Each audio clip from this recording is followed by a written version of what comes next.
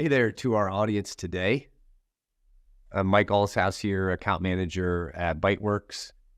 For those that don't know ByteWorks well, we're an IT firm. We are a solutions company. We also are a managed services provider. I'm coming to you for this webinar today directly from our office in Duluth, Georgia. I am joined by Varun Gupta, who is a friend and a colleague with University of North Georgia, a professor there of supply chain. I'm going to let him give a little bit more of an intro on himself in just a minute. But why are we doing this today? What do we want you to take away from today? So Varun and I have a common shared interest in the field of supply chain and logistics. So I support that field from the technology side and the IT side. Varun is a professor on that topic at University of North Georgia. He and I have talked on the topic several times. We think there's very interesting overlaps between the technology side and the academia side of the supply chain logistics world. We as ByteWorks selfishly have a couple of customers that are in this realm of supply chain logistics. Varun, of course, has a wide audience of folks that want to hear more about his interesting topics and his articles and publications. So Varun, before we go any further, why don't you give the folks just a little bit more about yourself and your role at UNG? Absolutely. Thank you so much, Mike, for doing this. And I'm really happy to be here. I am an associate professor of logistics and supply chain analytics at the University of North Georgia. And the University of North Georgia is located in northern part of Georgia. And we are a 5-campus college. We have campuses in Dahlonega, Gainesville, Cumming, Oconee, and Blue Ridge. And we have a wide variety of programs, including business, military, physical sciences, etc. And I'm housed in the College of Business. And specifically, I'm part of industry outreach for our logistics and supply chain management program. And I received my PhD back in 2014 from University of Texas at Dallas.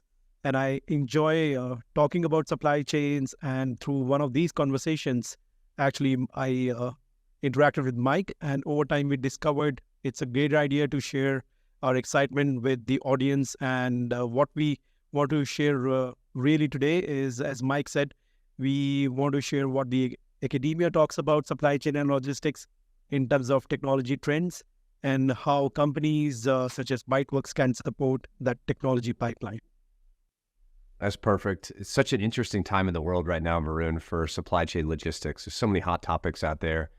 Same thing on the technology side of the world, specifically in IT. And what I want to do today is give those folks in IT that support logistics and supply chain as a function, or they support their organization that is supply chain and logistics focused, I want to give them an idea of some of the things that they can expect to come their way if they're not thinking about it already. So there are a few supply chain themes that you and I aligned on that I think are interesting. And the first one is the use of sensors by freight companies. So trucking companies are now starting to use sensors in interesting ways.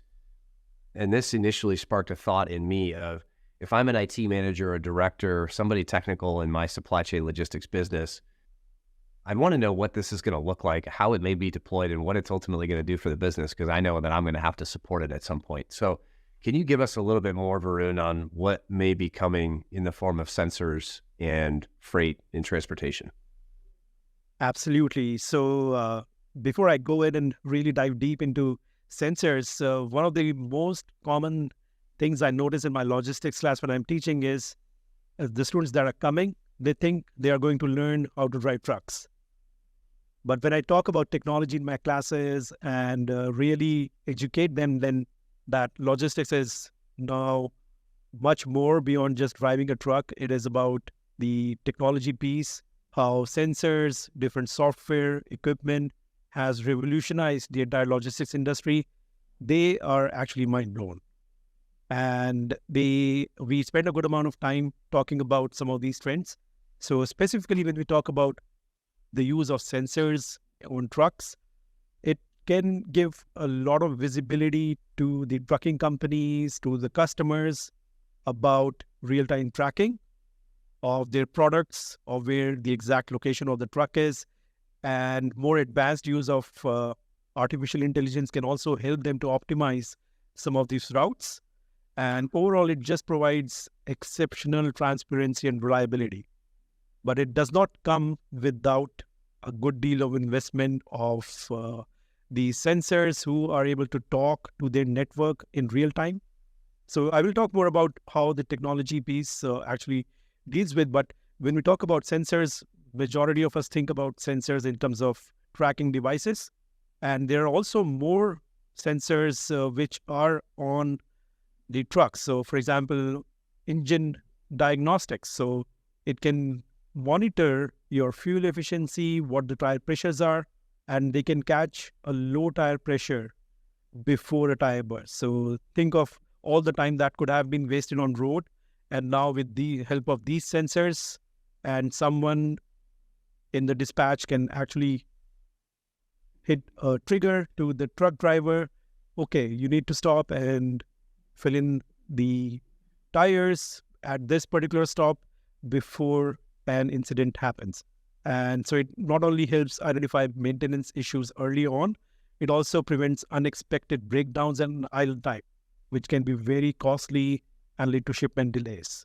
Similarly, there is more and more technology within the cabin of a truck.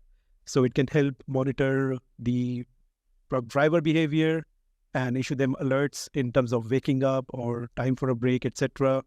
And essentially reduce their fatigue while driving. And of course, not all truck drivers are happy with that because it can definitely intrude on some of their privacy. But it's something that is definitely getting a lot of interest. And at the same time, especially when trucking companies are trying to send a lot of valuable items which are coming at a very high insurance price, beyond the use of RFIDs, there are also sensors which can monitor the exact location, the temperature conditions, and the exact location within the compartment, and also monitor for any damages that can happen. So it also brings to the point of the increase in insurance prices that we are seeing. So some of these sensors can actually help customers to reduce their insurance costs. Insurance costs, that's good. Yeah. I was also thinking of sensors that can help monitor temperature. So with logistics companies, I'm thinking of cold storage and reefer vans specifically. Do those sensors already exist in Absolutely. vans, trailers? Absolutely. Yeah. And they can track these temperatures in real time. And of course, so talking about the technology piece in real time, so we don't want the driver to be really bothered by the temperature at each and every point that is in the reefer inside at the back. We would like our headquarters or the dispatchers to be aware and getting that information in real time. So majority of these devices are connected with 5G networks, and they can relay this information almost in real time. And more and more companies are investing into that technology, especially for pharmaceutical healthcare industry, where there is a risk of medicines going bad or special eggs, food that are used in supply chain for medicines. Yeah, that's good. And that information, of course, is only as helpful as the technology that supports it. So Absolutely. the network that is driving the communication transfer and the information transfer, you obviously want a really strong communication system in place there to support that. Because if the information isn't real time or it's lagging, you've got a high degree of latency, then the information is only so good at that point if it's late. So absolutely, that's a great point. Yeah, and that's the message I want my technical folks to hear here is that is just as critical as the tools themselves that are being deployed. If it's not on a strong network and the information flow isn't fluid and smooth, you're only going to get so far. So that's good. And the other thing that I've been thinking about, and I hear a lot about this with our customers, Varun, is how strategic that organizations want to be in their warehouse environments now with their connectivity. So along the same line, the network strength and the connectivity strength, is critical in these warehouse environments. So can you talk a little bit about your experience with that and how that is evolving in the logistics world today?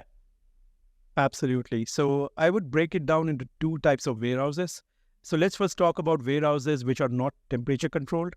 And to some extent, we have talked already about how temperature control and temperature sensor information could be vital for trucks. And almost similar principles apply when we talk about warehouses which are temperature controlled, old warehouses. And on the other side, warehouses which are not temperature controlled, such as think about all the Amazon warehouses or non-perishable stuff that goes through warehouses, we are seeing an increase automation, such as robots, such as picking devices. And most of these devices, they require information exchange with computer systems, and they also require real-time optimization.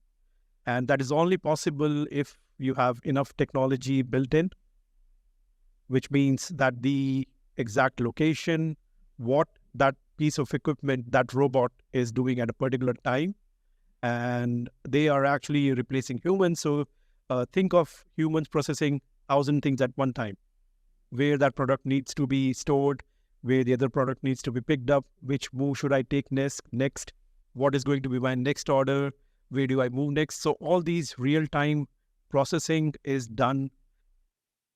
If the technology is spotty or there are delays, latency, any glitch can lead to something catastrophic too. So it can not only lead to shutdowns for some time, but it can have some ripple effects. So we want to make sure that there are no issues with latency. There are no spots within a large warehouse. Warehouses are very large, and in some locations, warehouses are stacked on top of each other. You will have goods at several feet height, and these robots would be climbing and performing all these maneuvers in real time. So you do not want your robot to be stuck at the top where it's not able to get its Wi-Fi signal, which it's supposed to get. I think those are some of the definite applications of technology that straight away come to my mind. Yeah, the dead spots is what I was specifically thinking of. We have a lot of customers that come to us and say, hey, our connectivity is not strong in this part of our warehouse. Mm-hmm. All those devices that you just mentioned that are now connected to the network within either a production environment, a warehousing environment, or a distribution center environment, if those devices are not able to connect to the network, then that information flow stops. And of course, that is mission critical in the world of logistics. So we oftentimes have to go do an assessment in a customer's environment, and we want to understand where specifically that dead spot is and what's driving it and what is the right resolution behind it. Because the fallout is what I fear here for our customers. The business impact is what we worry most about, which is really what, in this case, Varun, I mean, what are these logistics supply chain folks worried about when that information flow stops if the network isn't as strong as it should be? I think the top two concerns that are immediate are, so when we talk about cold storage and you're not able to get temperature information in real time, your customers will likely reject food items which are not at correct temperature just because there was some network glitch. That's not a good excuse for any company. So it can definitely lead to undetected spoilage, and that can be costly. And also, it can also lead to safety hazards. So imagine a robot getting stuck and it's doing what it's not supposed to do. So it can also lead to safety issues, safety violations, and that can lead to, of course, insurance claims and all that. So you don't want to get into that territory, and overall inefficiencies.